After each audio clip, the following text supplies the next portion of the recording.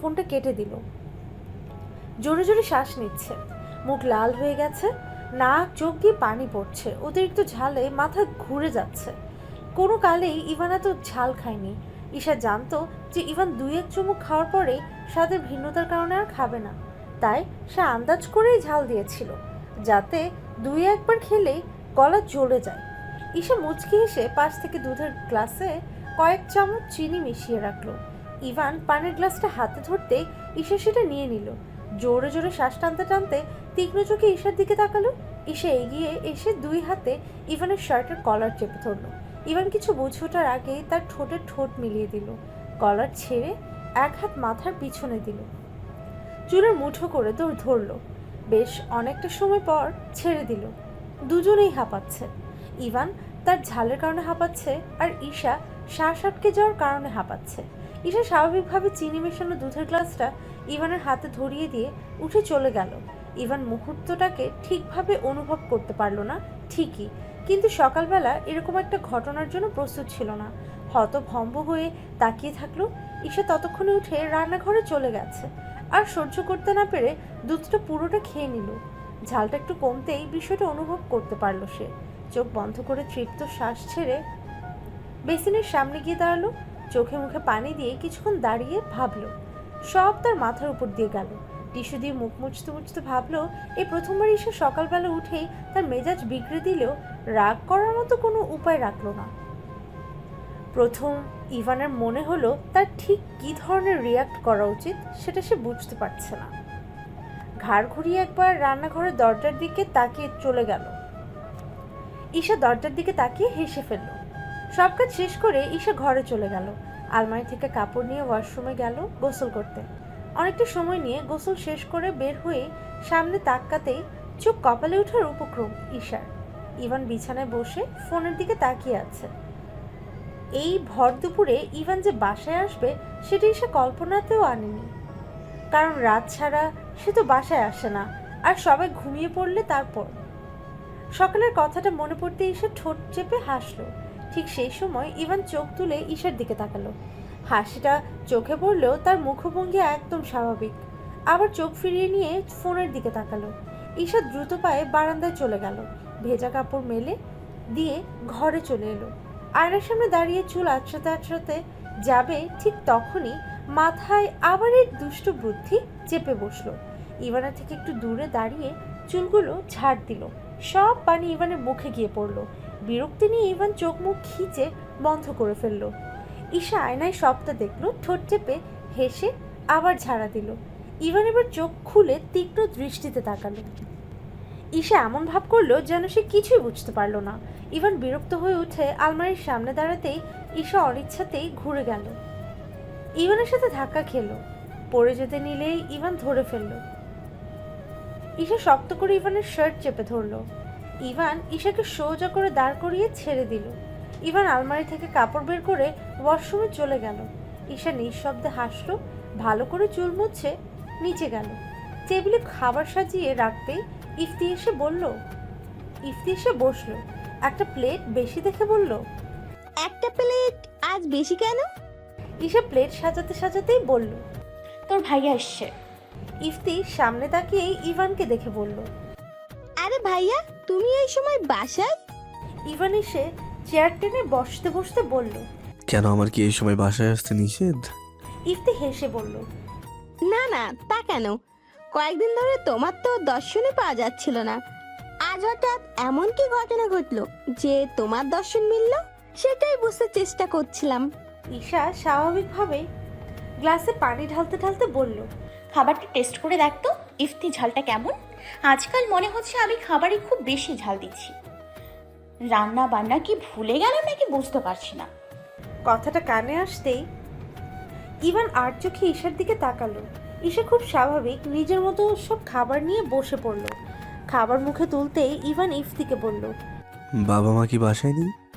ইফতি ছোট্ট করে বলল, না, দুজনে গ্রামে গেছে, কাল আসবে। ইভান ভ্রুকুচকে আনমনে বলল, আমি জানি না, কেন? ঈশা তাচ্ছিল্যের সুরে বলল, বাসার মানুষের খবর জানতে বাসায় থাকতে হয়, দিনরাত বাইরে থাকলে জানা যায় না। ইফতি সন্দিহান চোখে তাকিয়ে বলল, ভাইয়া, তুমি কোনোভাবে রাতেও বাইরে থাকো? আমি তো জানি তুমি রাতে বাসায় চলে আসো। ইভান ধমক দিয়ে বলল। তোকে এসব নিয়ে কেউ গবেষণা করতে বলেনি, চুপচাপ খা। ইফতি খাবারে মনোযোগ দিল। ইভান পানি খাওয়ার জন্য হাত বাড়াতেই ঈশা গ্লাসটা নিয়ে নিল। পানিতে চুমুক দিয়ে গ্লাসটা পাশে রাখলো। ঈশার গ্লাসটাতে পানি ভর্তি, তবুও সে সেখান থেকে পানি খেলো না। ইভান হাত বাড়িয়ে ঈশার গ্লাসটা নিতে গেলেই ঈশা সেটাকেও সরিয়ে দিয়ে একটু দূরে রাখলো। ইভান শান্তভাবে দেখছে ঈশার সব কাজকর্ম, কিচ্ছু বলছে না। ঈশা এত কিছু করছে শুধু যাতে ইভান তার সাথে কথা বলে, কিন্তু ইভানও ঠিক করেছে এত সহজে কথা বলবে না। সেও দেখতে চায় ঈশা আর কি করতে পারে, কিন্তু এই মুহূর্তে পানি খাওয়ার জন্য জীবন বের হয়ে যাচ্ছে, তাই উপায় না পেয়ে ওই গ্লাস থেকে পানি খেলো। ঈশা ঠোঁট চেপে হাসলো। ইভান অতি বিরক্তি নিয়ে আর চোখে ঈশার কাণ্ড দেখছে। খাওয়া শেষ করে সব গুছিয়ে ঘরে গেল সবাই। দুপুরবেলা আর কোনো কাজ না থাকায় রেস্ট নিবে এখন। ইভান আগে ঘরে চলে এসেছে। সে বিছানায় শুয়ে টিভি দেখছে। ঈশা এসে অপর পাশে শুয়ে পড়ল। ইচ্ছে করে খোলা চুলগুলো এমনভাবে এলিয়ে দিয়ে শুয়ে পড়ল যাতে ইভানের মুখে গিয়ে পড়ে। ইভান চোখ বন্ধ করে ফেলল। কিছুক্ষণ ওভাবে থেকে আলতো করে চুলগুলো মুখের উপর থেকে সরিয়ে ফেলে ঈশার দিকে তাকালো। সে উল্টো ঘুরে শুয়ে আছে, কিছু বলল না, মুচকি হেসে চুল টেনে দিল। ঈশা আহ শব্দ উচ্চারণ করে ঘাড় ঘুরিয়ে তাকালো। ইভান খুব স্বাভাবিকভাবেই টিভি দেখছে। ঈশা বুঝতে পারলো ইভান তার চুল টানছে, কিন্তু কোনোভাবে সে স্বীকার করবে না, তাই তার আর কথা না বাড়িয়ে শুয়ে পড়ল। ইভান ঠোঁট চেপে হাসলো। আলো অন্ধকারে খেলা গধূলি বেলায় বিদায় নিয়ে সন্ধ্যা নামবে বলে ইভান ওই যে এসেছে, তারপরে আর বাইরে যায়নি। দুপুরে শুয়ে থাকতে থাকতে একটু ঘুমিয়ে পড়েছিল। মাত্র ঘুম ভেঙে গেল। উঠে দেখলো ঈশা কোথাও নেই। বুঝতে পারলো রান্নাঘরে আছে। বের হয়ে দেখে ইফতি টিভি ছেড়ে দিয়ে চা খাচ্ছে আর মনোযোগ দিয়ে সেদিকে তাকিয়ে আছে। ইভান চোখ ফেরাতেই দেখলো ঈশা রান্নাঘর থেকে বের হচ্ছে। শাড়ির আঁচলটা কোমরে গুজার কারণে কোমরের অনেকটা দৃশ্যমান। ইফতির দিকে একবার তাকিয়ে সেদিকে এগিয়ে গেল ইভান। রান্নাঘরের দরজার সামনে দাঁড়াতেই ঈশার মুখোমুখি হলো। ঈশা শান্ত চোখে ইভানের দিকে তাকিয়ে শান্ত চোখে পাশ কাটিয়ে এগিয়ে যাবে, তখনই ইভান নিজের পা বাড়িয়ে দিল। পায়ের সাথে পা লেগে পড়ে যেতে নিলেই ইভান ধরে ফেললো কোমর জড়িয়ে। ঈশা থেমে গেল, ঘাড় ঘুরিয়ে ইভানের দিকে তাকালো। সামনে তাকিয়ে ঈশার কোমর থেকে আঁচলটা খুলে দিল সে। অনেক জোরে কোমরে চিমটি কাটতে ঈশা চিৎকার করে উঠল। ইফতি ঘাড় ঘুরিয়ে বেঁকিয়ে তার দিকে তাকিয়ে বলল, কি হয়েছে? চিৎকার করলে কেন? ঈশা একটু অপ্রস্তুত হয়ে বলল। কিছু না, এমনিতেই। ইফতি আর কথা বাড়ল না, টিভির দিকে মনোযোগ দিল। ঈশা তীক্ষ্ণ চোখে ইভানের দিকে তাকালো। ছোট জ্বালাময়ী হাসি দেখে ঈশার মেজাজ খারাপ হয়ে গেল। দ্রুত পা ফেলে ইফতির কাছে এসে ছুরি আর আপেল হাতে নিয়ে কাটতে গেল। ইভান রান্নাঘরের দরজায় দাঁড়িয়ে দেখছে। রাগ করে জোরে চাপ দিতেই ঈশার হাত কেটে গেল।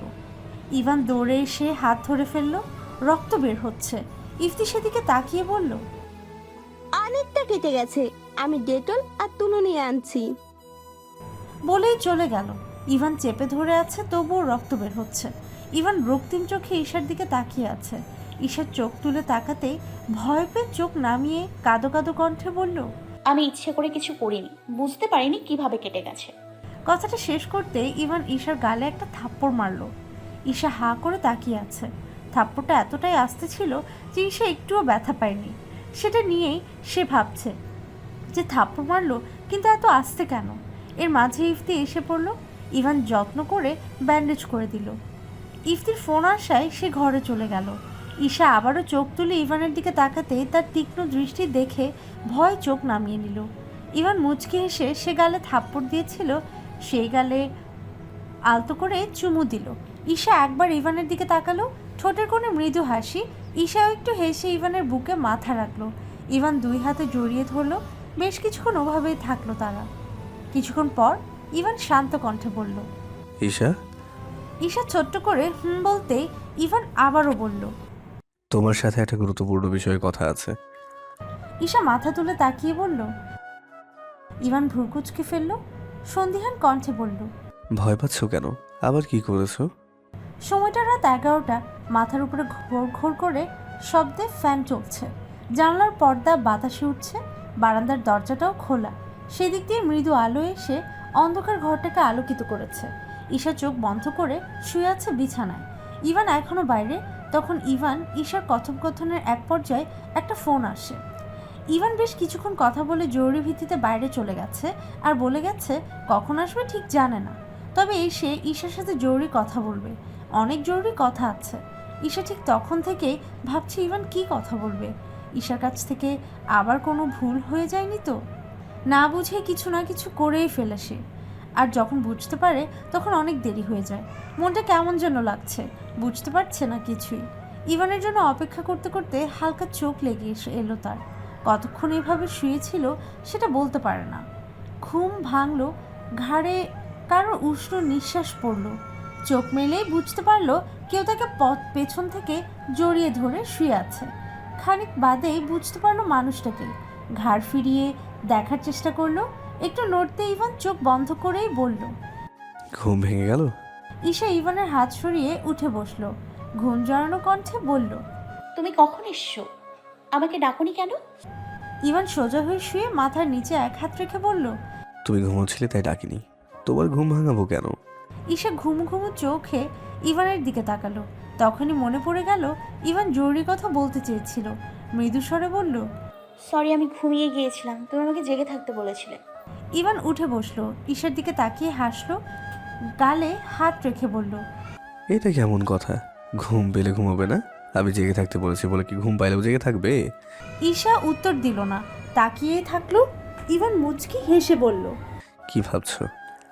ঈশা উত্তর না দিয়ে প্রশ্ন করলো, তুমি খাবে না?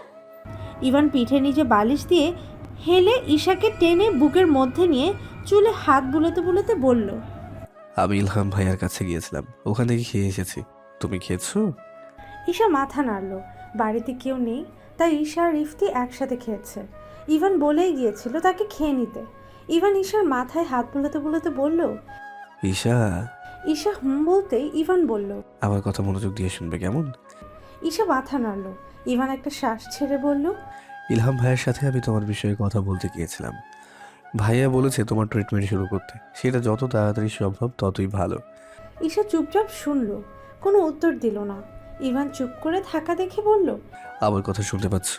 ঈশা মাথা তুলে তাকালো, একটু দূরে সরে চোখ নামিয়ে কাতর কণ্ঠে বলল। কি হবে এসব করে? ইভান কিছুক্ষণ তাকিয়ে থাকলো, স্বাভাবিকভাবে বলল, কিছু হওয়া না হওয়া কি আদৌ আমাদের হাতে আছে ঈশা?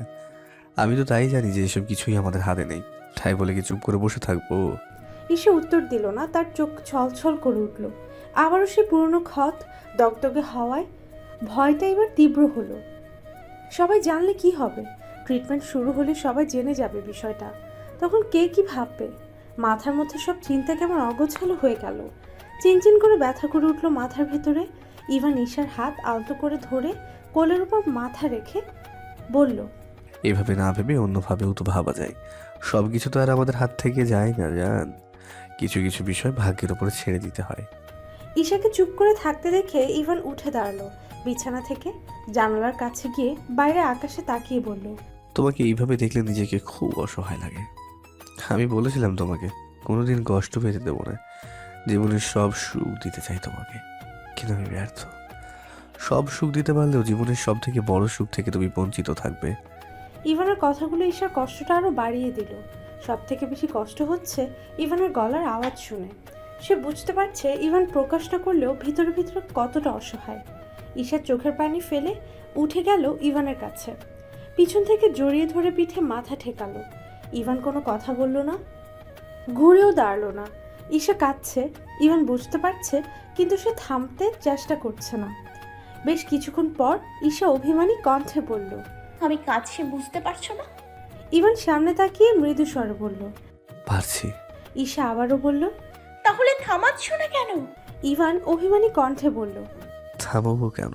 তোমার সব কষ্ট তো দূর করার ক্ষমতা আমার নেই, তাই চোখের পানিটাও মুছে দেওয়ার অধিকার আমার নেই। মাঝে মাঝে সৃষ্টিকর্তার উপরে না খুব অভিমান হয়, কেন আমার পাখির সব কষ্ট দূর করে দেওয়ার ক্ষমতা আমার হাতে দিল না? কেন তাকে এমন কষ্ট দিল যেটা আমার উপস্থিতিতেও নিঃশেষ করে দিতে পারে না। নিজেকে খুব নিকৃষ্ট মনে হয়। মাঝে মাঝে মনে হয় এত ভালোবাসা দিয়ে কি হবে, সারা জীবন তোমার একটা কষ্ট থেকেই যাবে। তুমি ভিতরে ভিতরে জ্বলে পড়ে শেষ হয়ে যাবে, আর আমি শুধুই দেখব। আমার কিছুই করার থাকবে না।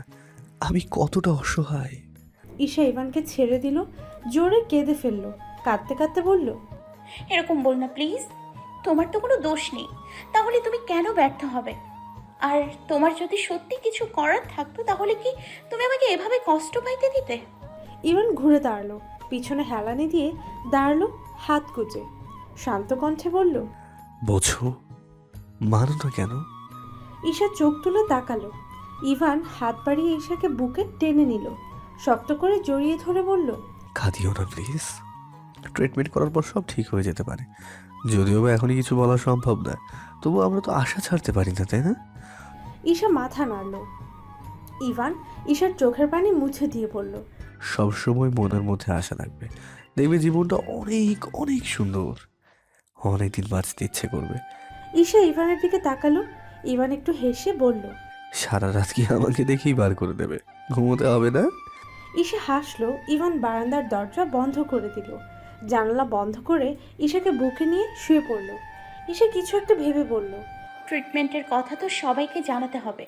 ইভান সময় না দিয়েই সহজ স্বাভাবিকভাবে বলল। জানাবো, প্রবলেম কোথায়? ঈশা ভীত কণ্ঠে বলল। যদি অন্যভাবে নেয় সবাই?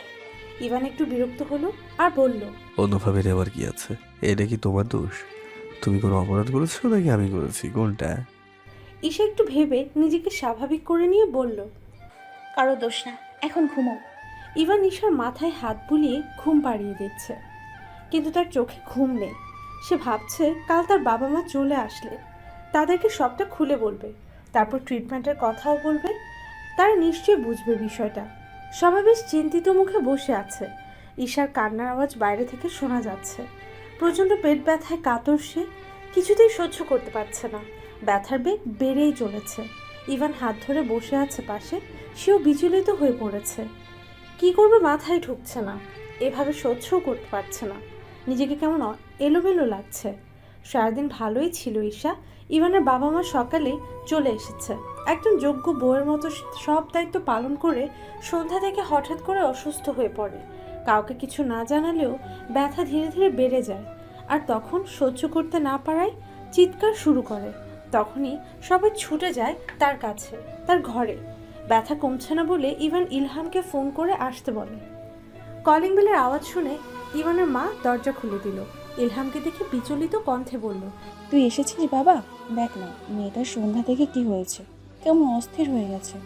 ইলহাম ভিতরে ঢুকতে ঢুকতে বলল, এটা খুব স্বাভাবিক বড় মামি, এরকম হবেই। এর জন্যই ট্রিটমেন্টটা তাড়াতাড়ি শুরু করতে হবে।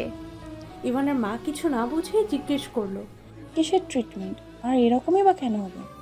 ইলহাম উত্তর না দিয়ে ঈশার কাছে গেল। ঈশাকে ভালো করে দেখে নিয়ে ইঞ্জেকশন দিল। ইভানকে উদ্দেশ্য করে বলল, কিছুক্ষণের মধ্যেই ব্যথা কমে যাবে আর ও ঘুমিয়ে পড়বে। সারা রাত ঘুমাক, ডাকার প্রয়োজন নেই। ইভান কোনো কথা বলল না, ঈশার দিকে তাকিয়ে থাকলো। ইলহাম ইভানকে বাইরে আসতে বলল। দুজন বাইরে এসে সোফায় বসে পড়ল। ইলহাম বলল, খুব তাড়াতাড়ি ট্রিটমেন্ট শুরু করা দরকার। এটা এখন প্রায় সময় হতে থাকবে, আর যতদিন যাবে ব্যথা আরও তীব্র হবে। ইভান একটা দীর্ঘশ্বাস ছেড়ে বলল। তুমি সব ব্যবস্থা করো ভাইয়া। ইলহাম মাথা নাড়তে ইভানের মা আবার প্রশ্ন করলো। তোরা কি নিয়ে কথা বলছিস, আমাকে বলবি? ইলহাম ইভানের দিকে তাকালো। তার তাকানোর মানে ইভান বুঝতে পেরে বলল। মা জানে না কিছু। ইলহাম আর সময় নষ্ট না করে উঠে বলল, আমার কাজ আছে, যেতে হবে। আর তুই কালিশাকে নিয়ে আমার ক্লিনিকে আয়, সব টেস্ট আবার করাতে হবে। ইভান মাথা নাড়ল। ইলহাম চলে গেল। ঈশার আওয়াজ শোনা যাচ্ছে না, ঘুমিয়ে পড়েছে মনে হয়। ইভানের বাবা এসে সোফায় এসে বসে বলল। মেয়েটার এখন কি অবস্থা? ইভান মৃদু স্বরে বলল।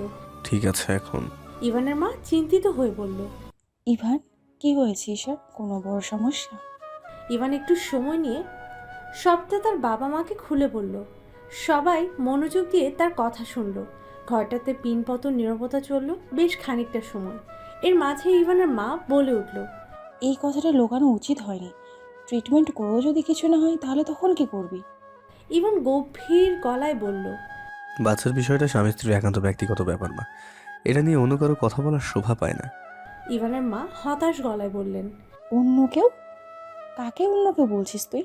আমি তোর মা ইভান, ভালো মন্দ এসব নিয়ে কথা বলার অধিকার আমার আছে। সন্তানের ভালো মন্দ ভাবার দায়িত্ব প্রতিটা বাবার মায়ের। অবশ্যই আছে, আর আমি কোনো অধিকার নিয়ে কথাও বলিনি। তুমি এসব নিয়ে ভাবতেই পারো, আমি তোমার ভাবনা আটকাতে পারবো না। কিন্তু আমার মনে হয় বিয়ের পরে কিছু বিষয় সন্তানদের ওপরেই ছেড়ে দিতে হয়। তাদের ব্যক্তিগত জীবন বলে একটা কথা আছে, সেটা সিদ্ধান্ত একান্ত তাদের হওয়া উচিত, মা।